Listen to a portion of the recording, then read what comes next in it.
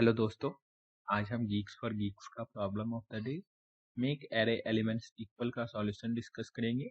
तो चलते हैं प्रॉब्लम स्टेटमेंट देखते हैं। इस प्रॉब्लम के स्टेटमेंट की बात करें तो इस प्रॉब्लम में आपके पास एक इंटीजर वैल्यू n गिवन होगा, जो कि ये रिप्रेजेंट करेगा कि आपके पास एक एरे n लेंथ का प्रेजेंट हो सकता है और एरे के एलिमेंट आपके पास इस फॉर्म में एग्जिस्ट करेंगे, जहां पर आई आपका उस एरे के ith इंडेक्स है और यहाँ पर इंडेक्सिंग जीरो बेस्ड किया गया है। जैसे यहाँ पर एरे हम कंस्ट्रक्ट करना चाहें तो आई वैल्यू जब जीरो होगा तो एरे ऑफ जीरोथ इंडेक्स पर 1 होगा, एरे एट फर्स्ट इंडेक्स पर क्या होगा तो 2 प्लस 1 जो कि 3। सिमिलरली सेकेंड आई जब इंडेक्स होगा तो 2 इंटू 2 4 प्लस 1 5। मतलब आपका जो एरे गिवन होगा कुछ इस फॉर्म में गिवन होगा। यहाँ पर आप देख सकते हैं एरे का एलिमेंट जो है हर एक ऑड नंबर कंटिन्यूअस फॉर्म में जो होगा वही होगा एरे का एलिमेंट। और आपको ये जो एरे आएगा 1 3 5 n एलिमेंट्स का, इस एरे में आप एक टाइप का ऑपरेशन परफॉर्म कर सकते हैं। और ऑपरेशन ये है कि आप दो डिफरेंट इंडेक्स को सिलेक्ट कीजिएगा और दोनों में से किसी भी इंडेक्स की वैल्यू में +1 इंक्रीमेंट कीजिएगा और किसी के वैल्यू में -1 से डिक्रीमेंट कीजिएगा। तो ये आपका वन टाइप का ऑपरेशन कहलाएगा। और ये ऑपरेशन परफॉर्म आप कितना मिनिमम कीजिएगा जिससे आपका जो गिवन एरे होगा उनके सारे एलिमेंट इक्वल हो जाए। यही कितना मिनिमम ऑपरेशन होगा आपको एज ए आंसर बताना है। जैसे इस बातों को एग्जांपल फर्स्ट पेज से देखें तो यहाँ पर आपके पास n का वैल्यू 3 गिवन है, तो एरे आपका क्या होगा 1 3 5 हो जाएगा। और उसके बाद यदि आप इस एरे को हर एक एलिमेंट 3 के इक्वल बनाना चाहें तो आप देखेंगे कि इस 1 को 3 बनाने में यदि 2 से इंक्रीमेंट करें, मतलब पहली बार ऑपरेशन जब करें तो इसके ऊपर करें, इस i को सिलेक्ट करें और इसे एज ए जे सिलेक्ट कर ले और i th इंडेक्स वाले वैल्यू में 1 से इंक्रीमेंट कर ले, तो वैल्यू आपका 1 2 हो जाएगा और 3 ये तो 3 ही रहेगा और 5 1 से डिक्रीमेंट होगा जो कि 4 हो जाएगा। और फिर इसे ही i और इसे j कंसिडर करें तो इसमें इंक्रीमेंट कीजिएगा तो वैल्यू 3 हो जाएगा और इसमें डिक्रीमेंट कीजिएगा तो वैल्यू 4 - 1 3 हो जाएगा। और ये तो 3 था ही तो 3 ही रहेगा। तो यहाँ पर देख सकते हैं आपका एरे का एलिमेंट इक्वल हो गया सारे।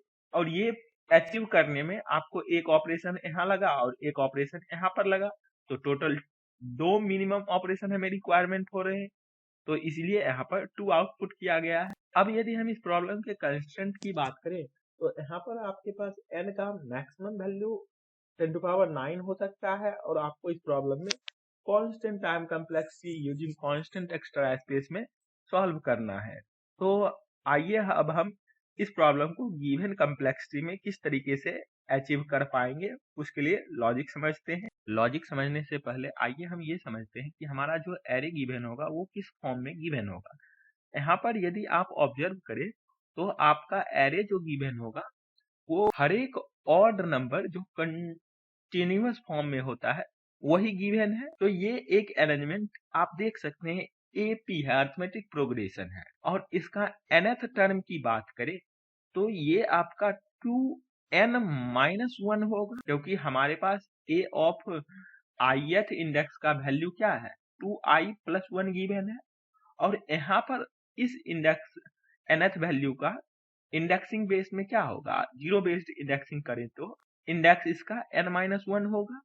तो a ऑफ n-1 क्या हो जाएगा, n-1 आपका 2n-2 + 1 जो कि 2n-1 है, तो वही यहाँ पर n-1th इंडेक्स ये है।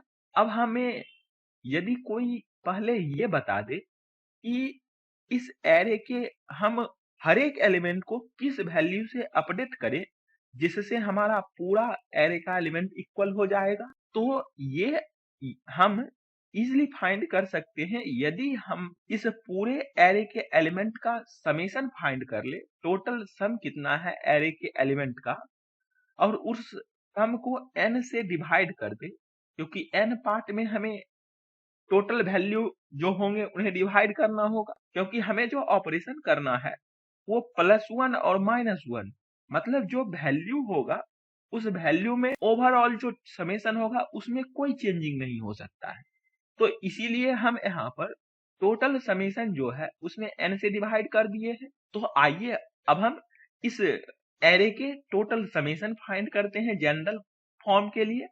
तो जनरल वे में यदि आप देखेंगे तो यहाँ पर जनरल टर्म 2n-1 है, तो इसका ही समेशन हमें n इक्वल टू 1 से लेकर के n इक्वल टू n तक फाइंड करना है। सॉरी, इसको कैपिटल N कर लीजिए तो कंफ्यूजन नहीं होगा। तो n इक्वल टू 1 से n तक फाइंड करना है, क्योंकि यहाँ पर 1 पुट करेंगे n के जगह पर, तो 2 इंटू 1 -1 जो कि 1 आएगा। तो 0th बेस्ड इंडेक्सिंग ये है, मतलब फर्स्ट इंडेक्स यदि 1th बेस्ड इंडेक्सिंग करे तो ये आएगा आपका। और इसका समेशन यदि देखें तो ये समेशन आपका 2 इंटू n का समेशन क्या होगा, तो n इंटू n प्लस 1/2 होगा। और फिर इस 1 का कितना होगा, तो 1 का n टर्म्स है तो n समेशन होगा, तो n से डिक्रीमेंट होगा, तो 2 से ये चला जाएगा, तो आपका समेशन हो गया n into n plus 1 minus n। अब हम इसे क्या करें, n से डिवाइड कर दें, जिससे हमारा क्या वैल्यू होगा हर एक एरे का एलिमेंट का वो निकल जाएगा। तो हर एक एरे का एलिमेंट का वैल्यू n से ओवरऑल को डिवाइड कीजिएगा, तो यहाँ पर n से इस पार्ट में ये जाएगा और इस पार्ट में ये जाएगा, तो आपका जो वैल्यू आएगा वो n प्लस 1 माइनस 1 होगा, जो कि n हो जाएगा। मतलब हमें हर एक एरे के एलिमेंट को n से अपडेट करना है। जैसे एग्जाम्पल से हम समझना चाहें तो 1 3 5 7 यदि आपके पास एरे गिवन है तो इसमें n कितना है, तो n आपका 4 है, 4 एलिमेंट ही है, तो हर एक एलिमेंट के वैल्यू को आपको 4 से अपडेट करना होगा। तो यहाँ पर इसे परफॉर्म कैसे करेंगे, तो इसे आप देखें तो 1 को आप इंक्रीमेंट करेंगे 3 टाइम और 7 को डिक्रीमेंट करेंगे 3 टाइम। सिमिलरली 3 को इंक्रीमेंट करेंगे बाय 1 टर्म तो ये आएगा, और 5 को डिक्रीमेंट करेंगे 1 से तो ये आएगा।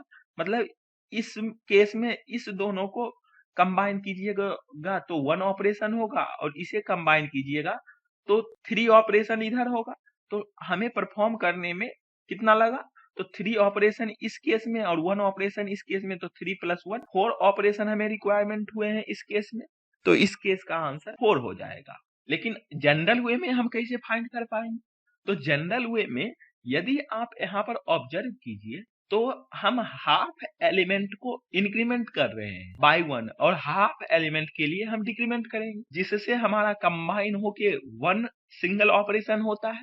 तो यदि हम ये फाइंड कर ले कि हम इस हाफ वाले पार्ट में कितने टाइम्स इंक्रीमेंट कर रहे हैं, वही हमारा नंबर ऑफ ऑपरेशन हो जाए। तो नंबर ऑफ ऑपरेशन कितना होगा, तो टोटल समेशन जो पहले था हाफ एरे जो था उसके वैल्यू का, और अब जो आएगा अपडेट करने के बाद समेशन उसमें से माइनस कर दे ये वैल्यू को, टोटल समेशन को, तो यहाँ पर हमारा आंसर आ जाएगा। जैसे यहाँ पर हाफ एरे पार्ट के एलिमेंट को देखें तो बाद में अपडेट करने के बाद 4 + 4 8 आएगा, और पहले क्या था, तो 3 + 1, तो 3 + 1 4 होगा, 4 माइनस कर देंगे 8 में, तो ये आपका 4 आ जाएगा। तो इतने नंबर ऑफ ऑपरेशन हमें परफॉर्म करने हो रहे हैं। तो आइए अब हम इसे जनरल वे में फाइंड करते हैं कि जनरल वे के लिए क्या होगा। तो जनरल वे के लिए हमें हाफ पार्ट कंसीडर करना है।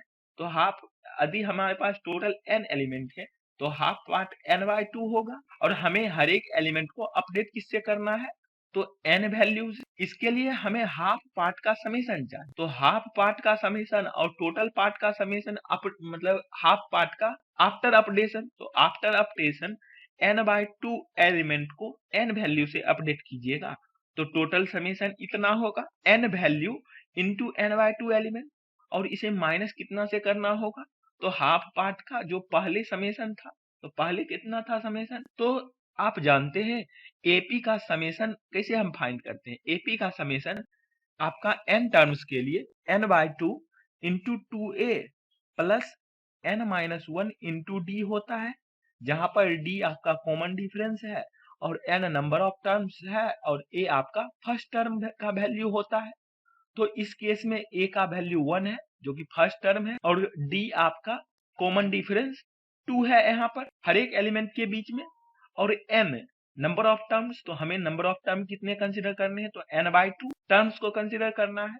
तो n के जगह पर n/2 रखेंगे तो यहाँ पर क्या आ जाएगा, n/4 हो जाएगा। 2a के जगह पर 1 रखा जाएगा तो 2a प्लस n के जगह पर फिर n/2, तो n/2 माइनस 1 इंटू डी आपका 2 है। अब यदि हम यहाँ पर इसे आगे बढ़ाएं तो यहाँ पर 2 इस 2 से चला जाएगा, तो यहाँ पर क्या हो जाएगा, n/2 into 1 plus n/2 minus 1, ये -1 इससे चला जाएगा, तो आपका क्या आ जाएगा, ये पार्ट n/2 इंटू n/2। तो आपका ओवरऑल नंबर ऑफ ऑपरेशन कितना हो जाएगा, n/2 इंटू n माइनस इतना, मतलब ये वाला जिसे हम क्लियर वे में लिखना चाहें तो आपका n/2 को कॉमन यहाँ से कंसिडर कर ले और इसे आपको n माइनस n/2 करना होगा और यही आपका आंसर हो जाएगा कितना नंबर ऑफ ऑपरेशन है।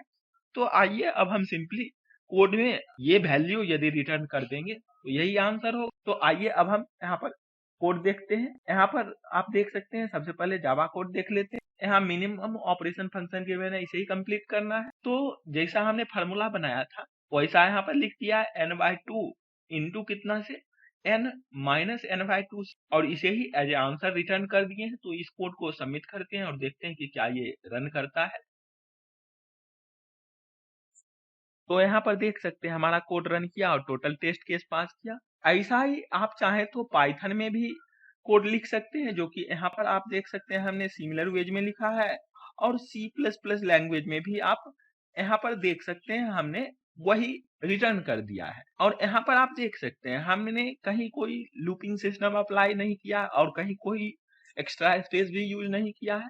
तो हमारा टाइम कम्प्लेक्सिटी कांस्टेंट रहा और स्पेस कम्प्लेक्सिटी भी कांस्टेंट ही रहेगा। तो आई होप आपको ये तीनों डिफरेंट लैंग्वेज के कोड और कैसे हम फॉर्मूला डिराइव ये समझ आया होगा। तो फिर मिलते हैं किसी अगले वीडियो के साथ, तब तक के लिए कोडिंग करते रहिए। बेस्ट ऑफ तक।